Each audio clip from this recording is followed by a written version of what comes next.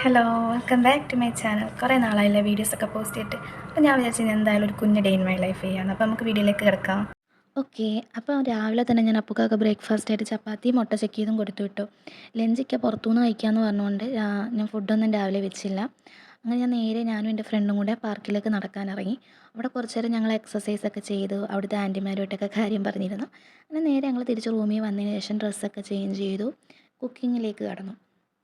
ഉച്ചയ്ക്ക് ഞാനും മാത്രമല്ലേ ഉള്ളൂ കഴിക്കാനായിട്ട്. അതുകൊണ്ട് ഞാനിന്നൊരു കുഞ്ഞ് ചേന എടുത്തിട്ട് അത് മുളകിട്ട് കറിയും വെച്ചു, ചോറും വെച്ചു.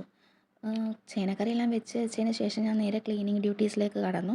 അതെല്ലാം കഴിഞ്ഞ് ഞാൻ ഫ്രഷായിട്ട് വന്നു, നിസ്കാരമൊക്കെ കഴിഞ്ഞു, ദിക്റൊക്കെ ചൊല്ലി എൻ്റെ പ്രാർത്ഥനയെല്ലാം കഴിഞ്ഞതിന് ശേഷം എൻ്റെ ഇപ്പോഴത്തെ സ്ഥിരം ഹോബിയായ പുസ്തക വായനയിലേക്ക് ഞാൻ കടന്നു. ഇതെൻ്റെ ഒരു ഫേവറേറ്റ് നോവലാണേ. അതിന് ശേഷം ഞാൻ നേരെ കുറച്ച് നേരം കിടന്നുറങ്ങി. അപ്പോഴത്തേക്കും ഇക്ക വന്നപ്പോൾ ഒരു ബോക്സ് സ്വീറ്റുമായിട്ടാണ് വന്നത്. അതിൽ നിന്ന് കുറച്ചെടുത്ത് കഴിച്ചതിന് ശേഷം ഇക്ക പറഞ്ഞിരുന്നു പുറത്തുനിന്ന് ആ ഫുഡ് ഞാൻ ഓർഡർ ചെയ്തിട്ടുണ്ട്.